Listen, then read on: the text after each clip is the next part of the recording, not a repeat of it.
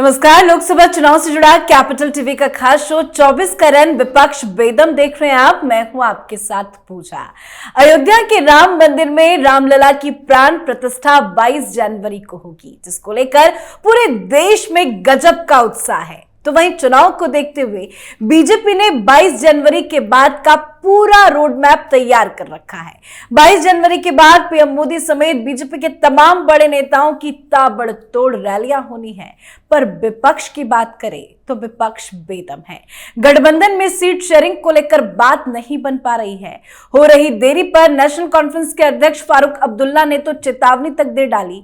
उन्होंने कहा कि अगर सीट बंटवारे पर जल्द सहमति नहीं बनी तो इंडिया गठबंधन के लिए खतरा है और कुछ सदस्य एक अलग समूह बनाने की कोशिश भी कर सकते हैं। तो इधर उत्तर प्रदेश में सपा और रालोद के बीच में गठबंधन पर बात बन गई है। तो इन दिनों विपक्ष में आखिर क्या चल रहा है, क्या खिचड़ी पक रही है विपक्ष में, बताएंगे आपको। चर्चा के लिए मेरे साथ स्टूडियो में मौजूद हैं कैपिटल टीवी के editor in chief doctor Manish Kumar और एग्जीक्यूटिव एडिटर राजीव जी। सर, आप दोनों का ही बहुत बहुत स्वागत है। धन्यवाद। एक तरफ पूरा देश राममय है, लेकिन 22 जनवरी के बाद बीजेपी ने अपना तो प्लान बना लिया है। इन दिनों विपक्ष क्या कर रहा है? देखिए, आपने अपने इंट्रोडक्शन में कहा कि खिचड़ी पक रही है जी विपक्ष के अंदर। यहां तो कुछ पकता हुआ दिख ही नहीं रहा, आग ही नहीं है। दाल ले आए, चावल ले आए, सब्जियां उठा लाए, तेल ले आए, मसाले भी आ गए, सब कुछ, लेकिन आग ही नहीं है तो खिचड़ी पकेगी कैसे? और इसलिए ये बहुत बड़ा संकेत आज फारूक अब्दुल्ला ने दे दिया कि ये अपने विघटन की ओर अग्रसर है इंडी गठबंधन। दरअसल कांग्रेस पार्टी को मालूम था कि ये पॉसिबल नहीं है। यूपीए का नाम दरअसल भ्रष्टाचार से जुड़ा हुआ था। They wanted to change the name. वो यूपीए से जो है इंडी गठबंधन इन्होंने कर दिया, मामला खत्म हो गया। अब 22 तारीख के बाद वो क्या करेंगे? 22 तारीख तक में तो इनकी लुटिया डूब चुकी। ये वापस, this ship can not sail, it is already sunk. आप हिंदुस्तान के 80% मतदाताओं की भावनाओं के ऊपर ठोकर मारेंगे तो आपको क्या लोग आरती उतार करके प्लेट में सत्ता थमाएंगे? ये कौन सी बात है? आज एक बड़ी जानकारी आई। जानकारी ये आई कि कांग्रेस पार्टी में दो अलग अलग, वहां तो जनरेशन लड़ाई चली रही है। तो सोनिया गांधी के जो ग्रुप ऑफ एडवाइजर्स हैं वो ज्यादा मैच्योर हैं। 30 साल 40 साल उन्होंने अपने जीवन को कांग्रेस पार्टी को दिया है। इसमें सिर्फ हिंदू ही नहीं, मुस्लिम भी और क्रिश्चियन भी।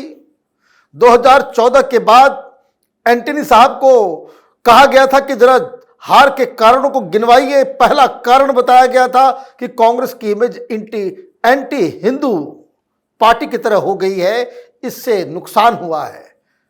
लेकिन घृणा, प्रधानमंत्री मोदी के प्रति जो घृणा राहुल गांधी की है, उसकी वजह से इन लोगों ने रामलला के इस बहुत महापर्व ऐतिहासिक उत्सव से अपने आप को दरकिनार कर लिया। तो ये कोई और नहीं, राजीव गांधी के ऑटोग्राफी लिखने वाले गांधी परिवार के नजदीकी मिनाज मर्चेंट ने आर्टिकल में लिख के साफ कर दिया कि राहुल गांधी ने लुटिया डुबो दी।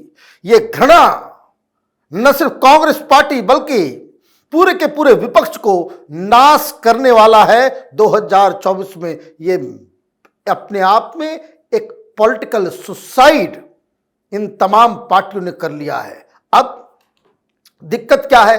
सीट शेयरिंग क्या करेगा? सारे लोग अपने अपने, भाई बेसिक चीज समझिए। कांग्रेस पार्टी राहुल गांधी की आरती उतारने के लिए, उसके जय जयकार करने के लिए सारा एनर्जी जो वो न्याय यात्रा पे जो है लगा दिया है।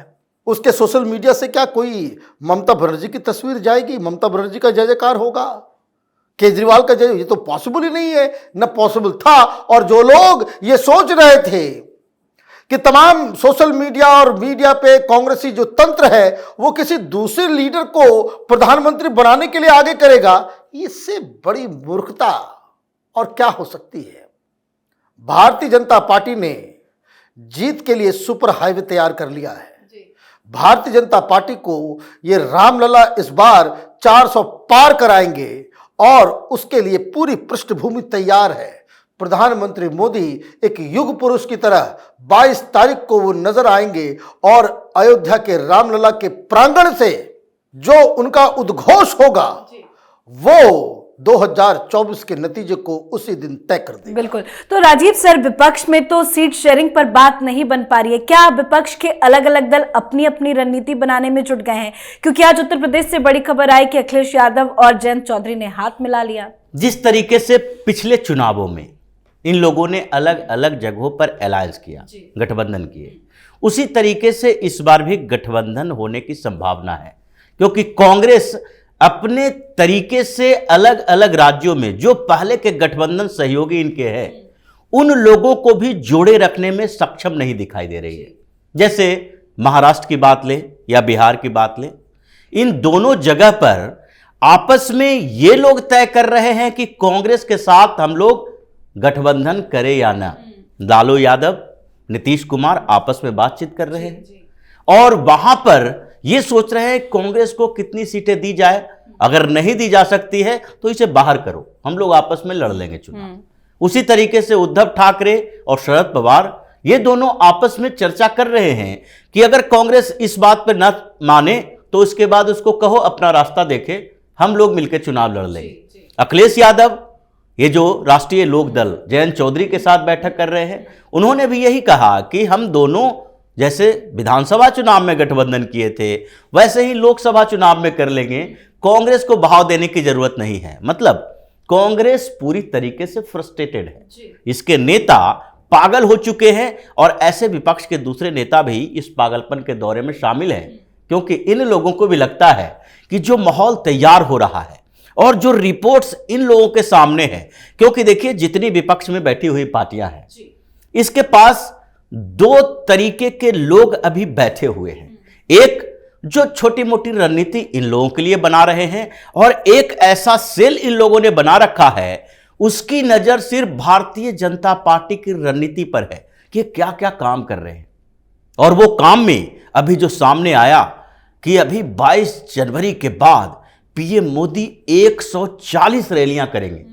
भारतीय जनता पार्टी ने क्लस्टर बनाया है, 7-8 लोकसभा सीटों का एक क्लस्टर और पूरे हिंदुस्तान में सारे 543 सीटों के लिए वो एक तरीका बना लिया है जिसमें से 7-8 सीटों पर एक बड़े नेता को रखा जाएगा जो चुनाव नहीं लड़ेंगे। ऐसा नहीं चुनाव लड़ने वाले नेता अलग हैं और उसके बाद वो लोग एक कमेटी को देंगे रिपोर्ट। उस रिपोर्ट में क्या है वो तय करेंगे। अमित शाह हैं उसमें, जेपी नड्डा हैं, बीएल संतोष हैं, राजनाथ सिंह हैं। इन लोगों को वो रिपोर्ट देंगे, यहां यहां पीएम मोदी की जरूरत है, यहां योगी की जरूरत है।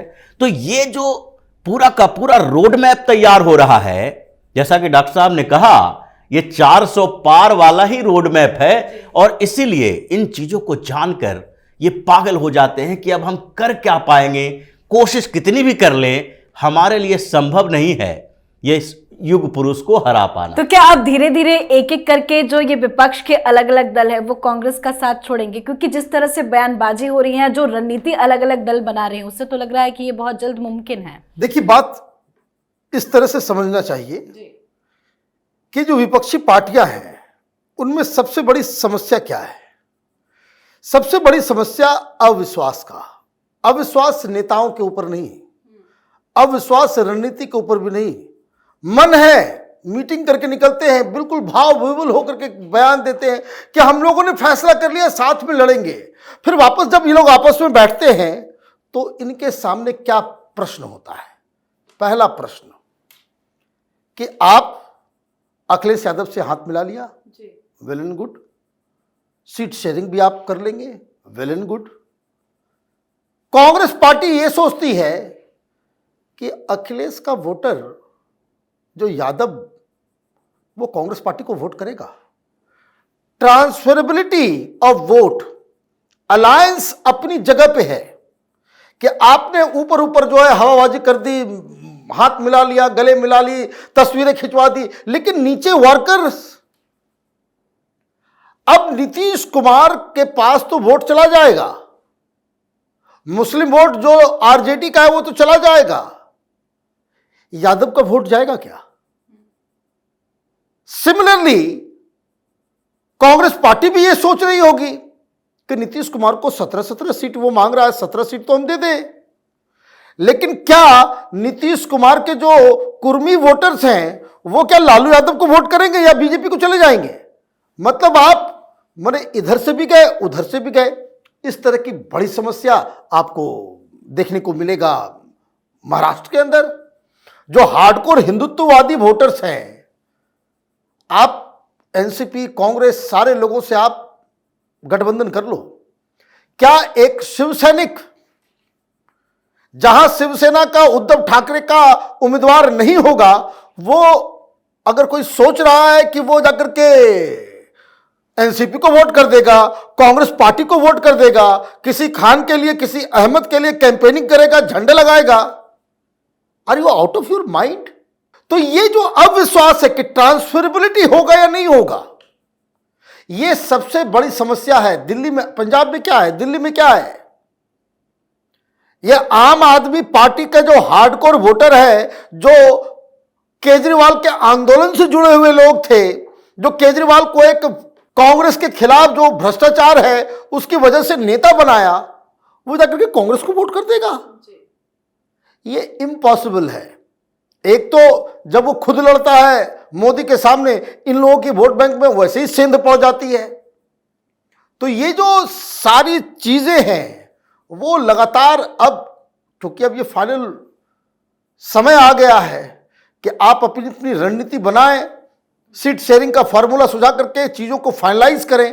तो जैसे जैसे वक्त बीतेगा, इनका जो विरोधाभास है, इनके जो सवाल और भी इन लोगों को एक दूसरे से दूर करता जाए। जी, और जिस तरह से विपक्ष के अलग अलग दल के बड़े बड़े नेता कांग्रेस को अल्टीमेट कर रहे हैं, बार बार कह रहे हैं कि जल्द से जल्द सीट शेयरिंग का मुद्दा सुलझाए, पर कांग्रेस पार्टी इनिशिएट नहीं ले रही। क्या कांग्रेस पार्टी ये गलती कर रही है कि इस मुद्दे को सुलझाने के बजाय राहुल गांधी की यात्रा को लेकर वो बिजी है? देखिए, कांग्रेस हो या ये जितनी भी रीजनल पार्टियां, ये कोई भी सीट शेयरिंग के लिए तैयार नहीं होता।